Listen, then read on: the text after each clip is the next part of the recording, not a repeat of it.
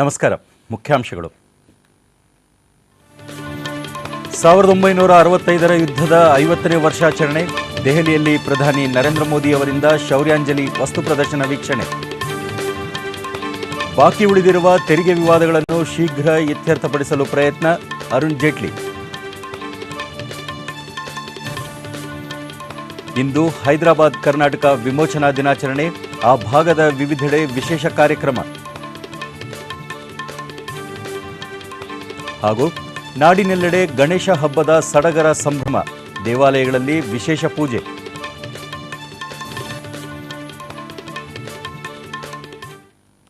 ವಾರ್ತೆಗಳ ವಿವರ. 1965ರ ಯುದ್ಧದ 50ನೇ ವರ್ಷಾಚರಣೆ ಅಂಗವಾಗಿ ದೆಹಲಿಯ ರಾಜ್ಪಥ್ನಲ್ಲಿ ಆಯೋಜಿಸಿರುವ ಶೌರ್ಯಾಂಜಲಿ ವಸ್ತು ಪ್ರದರ್ಶನಕ್ಕೆ ಪ್ರಧಾನಿ ನರೇಂದ್ರ ಮೋದಿ ಇಂದು ಭೇಟಿ ನೀಡಿದರು. 1965ರ ಯುದ್ಧ ಕುರಿತ ಸಾಕ್ಷ್ಯಚಿತ್ರ, ವಸ್ತು ಪ್ರದರ್ಶನ ಹಾಗೂ ಪ್ರಾತ್ಯಕ್ಷಿಕೆ ವೀಕ್ಷಿಸಿ ಮಾಹಿತಿ ಪಡೆದರು. ಕೇಂದ್ರ ಗೃಹ ಸಚಿವ ರಾಜನಾಥ್ ಸಿಂಗ್, ಹಣಕಾಸು ಸಚಿವ ಅರುಣ್ ಜೇಟ್ಲಿ, ನಗರಾಭಿವೃದ್ಧಿ ಸಚಿವ ಎಂ ವೆಂಕಯ್ಯನಾಯ್ಡು, ಮಾನವ ಸಂಪನ್ಮೂಲ ಅಭಿವೃದ್ಧಿ ಸಚಿವೆ ಸ್ಮೃತಿ ಇರಾನಿ ಸೇರಿದಂತೆ ಕೇಂದ್ರದ ಅನೇಕ ಸಚಿವರು, ಭೂಸೇನೆ ವರಿಷ್ಠ ದಲ್ಬೀರ್ ಸಿಂಗ್ ಸುಹಾಗ್ ಮತ್ತಿತರ ಗಣ್ಯರು ಉಪಸ್ಥಿತರಿದ್ದರು. और करीब 19 गया। आपको याद होगा कि 1962 का जो जंग थी चाइना के साथ, जब पाकिस्तान ने छाम ऑफेंसिव किया. 1965ರಲ್ಲಿ ಪಾಕಿಸ್ತಾನದ ವಿರುದ್ಧ ನಡೆದ ಯುದ್ಧದಲ್ಲಿ ಭಾರತೀಯ ಯೋಧರು ನಡೆಸಿದ ಕೆಚ್ಚೆದೆಯ ಹೋರಾಟ, ತ್ಯಾಗ, ಬಲಿದಾನವನ್ನು ಬಿಂಬಿಸುವ ಹಲವು ಪ್ರದರ್ಶಿಕೆಗಳು ವಸ್ತು ಪ್ರದರ್ಶನದಲ್ಲಿ ಇದ್ದವು. ಪ್ರಧಾನಿ ಮೋದಿ ಸಂದರ್ಶಕರ ಪುಸ್ತಕದಲ್ಲಿ ಅನಿಸಿಕೆ ದಾಖಲಿಸಿದರು. ಅವರಿಗೆ ಸ್ಮರಣಿಕೆ ನೀಡಲಾಯಿತು.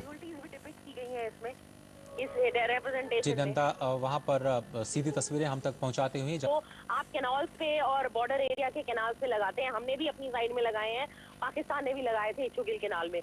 आजकल हमारी ऐसी बैटल फटीग्स ऑलिव ग्रीन्स नहीं है, ये बिल्कुल प्योर ऑलिव ग्रीन्स हैं. पोर में आई जो कि इंडिया की पैदा किए, उसी का असर था कि हम गुजरात से लेकर पूरे JNK के इलाके को डिपिक्ट करने के लिए ये बहुत अच्छा एफर्ट है. आर्मी पे कब्जा किया जाए, अखनूर पुल पे कब्जा किया जाए, और ये वो कोशिश थी. वो चाहता था कि कश्मीर आने के लिए एक बेहद खास प्रदर्शनी का आयोजन किया गया.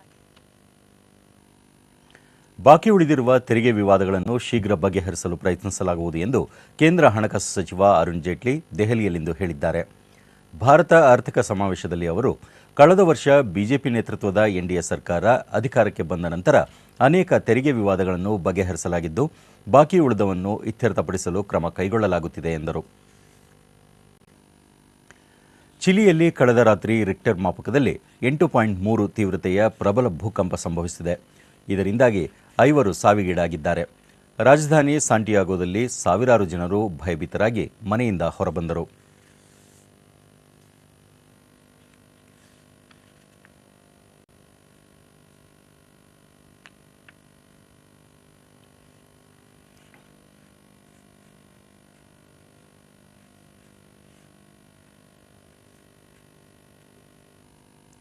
ಇಂದು ಹೈದರಾಬಾದ್ ಕರ್ನಾಟಕ ವಿಮೋಚನಾ ದಿನ ಆಚರಿಸಲಾಗುತ್ತಿದೆ. 1948ರಲ್ಲಿ ಇದೇ ದಿನಾಂಕದಂದು ಹೈದರಾಬಾದ್ ನಿಜಾಮರ ಆಳ್ವಿಕೆ ಕೊನೆಗೊಂಡು ಆ ಸಂಸ್ಥಾನ ಭಾರತೀಯ ಒಕ್ಕೂಟಕ್ಕೆ ಸೇರ್ಪಡೆಯಾಗಿತ್ತು. ಹೈದರಾಬಾದ್ ಕರ್ನಾಟಕ ವಿಮೋಚನಾ ದಿನದ ಅಂಗವಾಗಿ ಕಲಬುರಗಿಯಲ್ಲಿಂದು ಸರ್ದಾರ್ ವಲ್ಲಭಭಾಯಿ ಪಟೇಲ್ ಪ್ರತಿಮೆಗೆ ಲೋಕಸಭೆಯ ಕಾಂಗ್ರೆಸ್ ನಾಯಕ ಮಲ್ಲಿಕಾರ್ಜುನ್ ಖರ್ಗೆ ಮತ್ತು ಸಚಿವ ಖಮರುಲ್ ಇಸ್ಲಾಂ ಮಾಲಾರ್ಪಣೆ ಮಾಡಿದರು.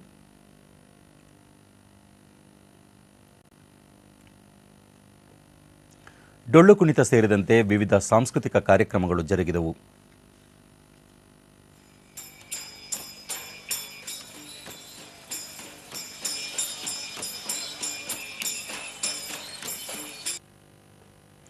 ಕೊಪ್ಪಳದಲ್ಲಿ ಜಿಲ್ಲಾ ಉಸ್ತುವಾರಿ ಸಚಿವ ಶಿವರಾಜ್ ತಂಗಡಗಿ ಧ್ವಜಾರೋಹಣ ನೆರವೇರಿಸಿ ಗೌರವ ವಂದನೆ ಸ್ವೀಕರಿಸಿದರು. ವಿವಿಧ ದಳಗಳ ಪಥಸಂಚಲನ ನಡೆಯಿತು. ಶಿವರಾಜ್ ತಂಗಡಗಿ ಹೈದರಾಬಾದ್ ಕರ್ನಾಟಕ ಭಾಗದ ವಿಮೋಚನಾ ಸಂದರ್ಭವನ್ನು ಸ್ಮರಿಸಿದರು. ಹೈದರಾಬಾದ್ ನಿಜಾಮರು ಸ್ವತಂತ್ರ ಭಾರತದಲ್ಲಿ ವಿಲೀನಗೊಳ್ಳದೆ ತಾನು ಪ್ರತ್ಯೇಕವಾಗಿ ಉಳಿದು ತಮ್ಮದೇ ಒಂದು ದೇಶವನ್ನಾಗಿ ಆಳ್ವಿಕೆ ನಡೆಸುವ ಹಠ ಮಾಡಿ ಧೋರಣೆಯಲ್ಲಿ ಇದ್ದರು.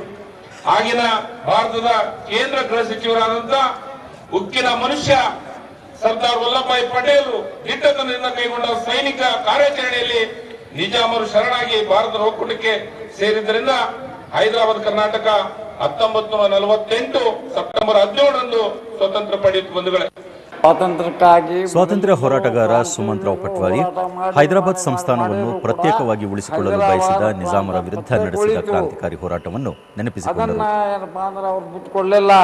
ಕಾಸಿಂ ರಜ್ವಿ ಅಂತಕ್ಕಂಥ ಒಬ್ಬ ತಾನು ಹೈದರಾಬಾದು ತನ್ನ ಕೈವಶ ಇಟ್ಕೋಬೇಕಂತೇಳಿ ಪ್ರಯತ್ನ ಮಾಡಿಕೊಂಡು ಅವನು ರಜಾಕಾರ ಗುಂಪು ಕಟ್ಕೊಂಡು ಕ್ರಾಂತಿ ಮಾಡಿದ.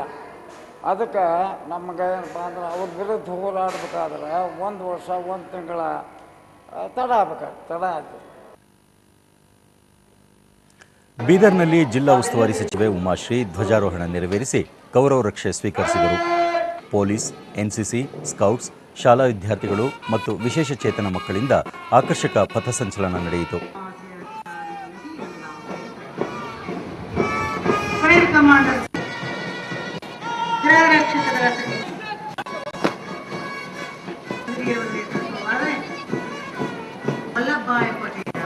ಸರ್ದಾರ್ ವಲ್ಲಭಭಾಯ್ ಪಟೇಲ್ ಅವರ ಭಾವಚಿತ್ರದ ಮೆರವಣಿಗೆ ನಡೆಸಲಾಯಿತು. ಸಚಿವೆ ಉಮಾಶ್ರೀ ವಿಮೋಚನಾ ಹೋರಾಟಗಾರರ ತ್ಯಾಗ ಬಲಿದಾನದಿಂದ ಪ್ರೇರಣೆ ಪಡೆದು ನಾವೆಲ್ಲರೂ ಕ್ರಿಯಾಶೀಲರಾಗಿ ದುಡಿದು ಆದರ್ಶ ನಾಡಿನ ಕನಸು ನನಸಾಗಿಸಬೇಕು ಎಂದರು.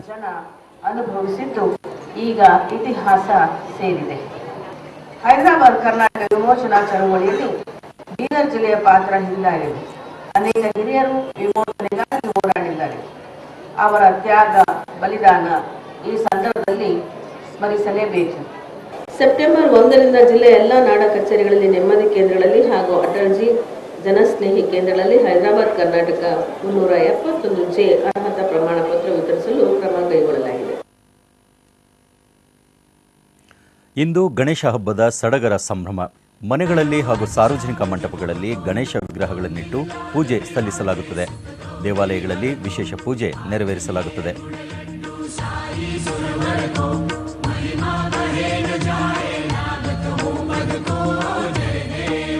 The wait is over, but the sense of anticipation is adding to the joy and happiness. Ganesha ಹಬ್ಬದ ಸಂದರ್ಭದಲ್ಲಿ ರಾಷ್ಟ್ರಪತಿ ಪ್ರಣಬ್ ಮುಖರ್ಜಿ, ಉಪರಾಷ್ಟ್ರಪತಿ ಹಮೀದ್ ಅನ್ಸಾರಿ, ಪ್ರಧಾನಿ ನರೇಂದ್ರ ಮೋದಿ, ಮುಖ್ಯಮಂತ್ರಿ ಸಿದ್ದರಾಮಯ್ಯ ಸೇರಿದಂತೆ ಅನೇಕ ಗಣ್ಯರು ಜನತೆಗೆ ಶುಭಾಶಯ ಕೋರಿದ್ದಾರೆ. ವಿನಾಯಕ ಚತುರ್ಥಿಯ ಅಂಗವಾಗಿ ಬೆಂಗಳೂರಿನ ವಿವಿಧ ದೇವಾಲಯಗಳಲ್ಲಿ ಇಂದು ಬೆಳಗ್ಗೆಯಿಂದಲೇ ವಿಶೇಷ ಪೂಜಾ ವಿಧಿಗಳು ನಡೆಯುತ್ತಿವೆ.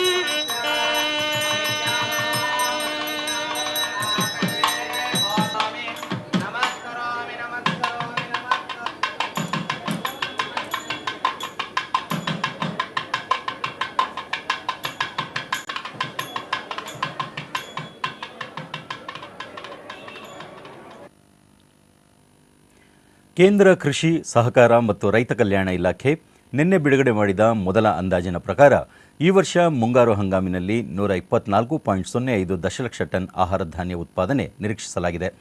ಇದು ಕಳೆದ ವರ್ಷಕ್ಕಿಂತ 3.78 ದಶಲಕ್ಷ ಟನ್ ಹೆಚ್ಚು. ಶೇಕಡ 15ರಷ್ಟು ಮಳೆಯ ಕೊರತೆ ಕಂಡುಬಂದಿದ್ದರೂ ಈ ಬಾರಿ ಮುಂಗಾರಿನಲ್ಲಿ 91 ದಶಲಕ್ಷ ಟನ್ ಅಕ್ಕಿ, 20 ದಶಲಕ್ಷ ಟನ್ ಬೇಳೆಕಾಳು, 341 ದಶಲಕ್ಷ ಟನ್ ಕಬ್ಬು ಉತ್ಪಾದನೆ ನಿರೀಕ್ಷಿಸಲಾಗಿದೆ.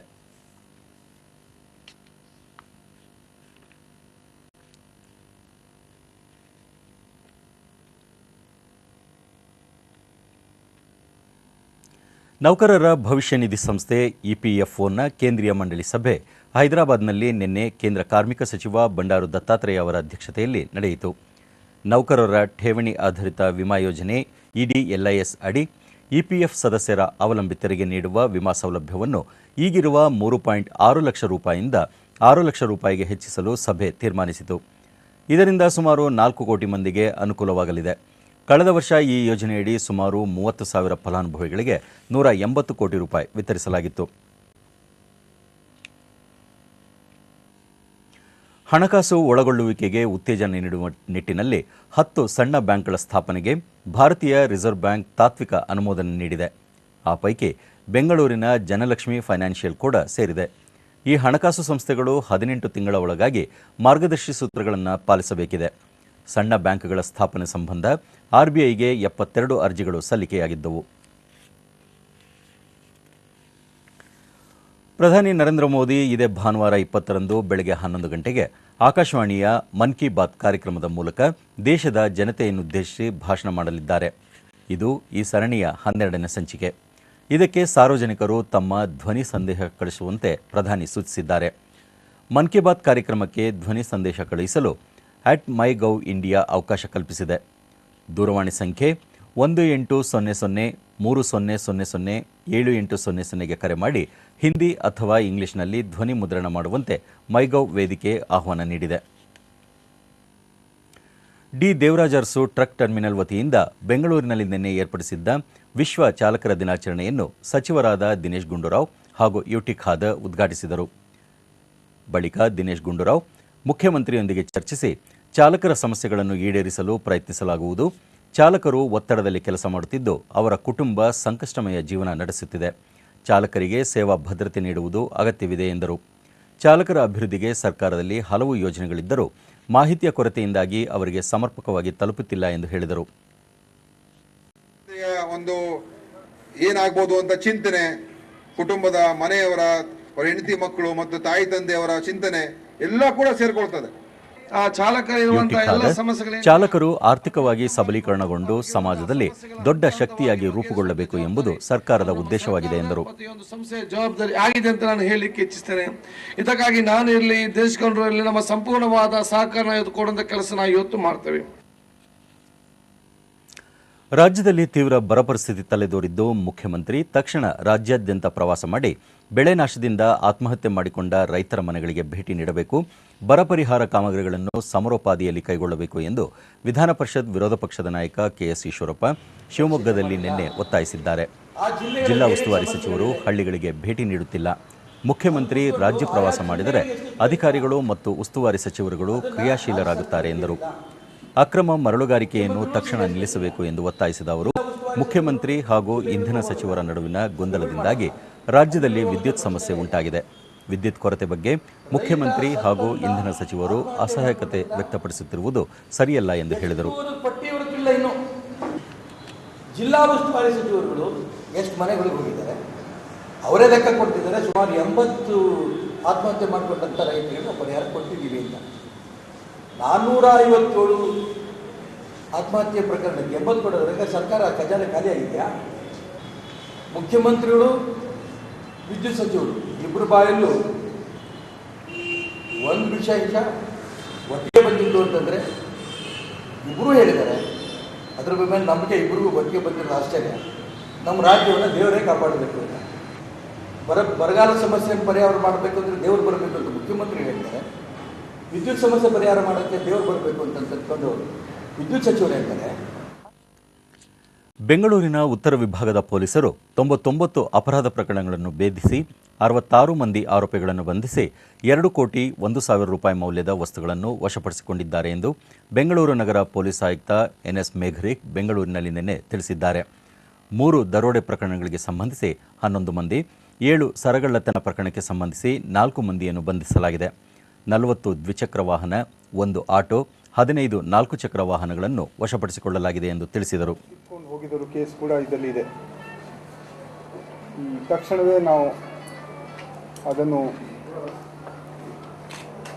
ಪತ್ತೆ ಹಚ್ಚಿ ನಮ್ಮ special squad DCP north Suresh ಅವರ ನೇತೃತ್ವದಲ್ಲಿ ಒಂದು ಸ್ಪೆಷಲ್ ಟೀಮ್ ಅದನ್ನು ಪತ್ತೆ ಹಚ್ಚಿ ಎಲ್ಲ ಇಂಟ್ಯಾಕ್ಟ್ ಆಗಿ. ಬೆಂಗಳೂರಿನಲ್ಲಿ ನಿನ್ನೆ ನಡೆದ ಮಾತೃನಮನ ಕಾರ್ಯಕ್ರಮದಲ್ಲಿ ಮಂಗಳೂರಿನ ಹಿರಿಯ ಭರತನಾಟ್ಯ ಕಲಾವಿದ ಕೆ ಮುರಳೀಧರ್ ರಾವ್ ಮತ್ತು ಬೆಂಗಳೂರಿನ ಕಥಕ್ ಕಲಾವಿದೆ ನಂದಿನಿ ಮೆಹ್ತಾ ಅವರಿಗೆ ಶಕುಂತಲಾ ಪ್ರಶಸ್ತಿ ಪ್ರದಾನ ಮಾಡಲಾಯಿತು. ಬಾಲಭವನದ ಅಧ್ಯಕ್ಷೆ ಮತ್ತು ನಟಿ ಭಾವನಾ ಭರತನಾಟ್ಯ ಪ್ರದರ್ಶಿಸಿದರು. ಖ್ಯಾತ ಕಲಾವಿದ ವಿಶಾಲ್ ಕೃಷ್ಣ ಕಥಕ್ ಪ್ರಸ್ತುತಪಡಿಸಿದರು.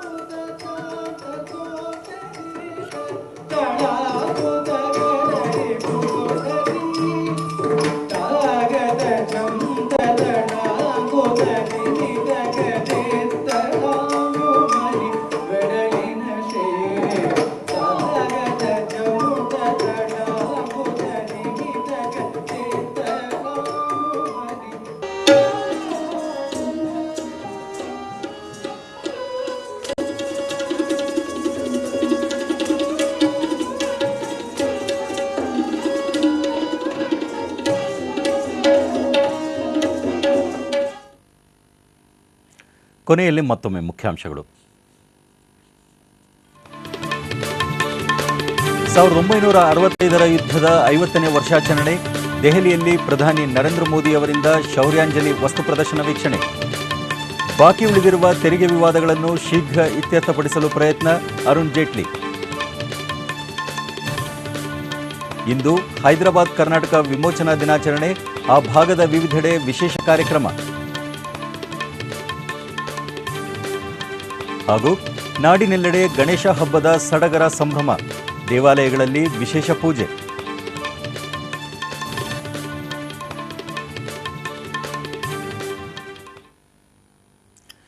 ನಮ್ಮ ಮುಂದಿನ ವಾರ್ತಾ ಪ್ರಸಾರ ಸಂಜೆ 6:30ಕ್ಕೆ DD1 ಹಾಗೂ ಚಂದನದಲ್ಲಿ. ನಮಸ್ಕಾರ.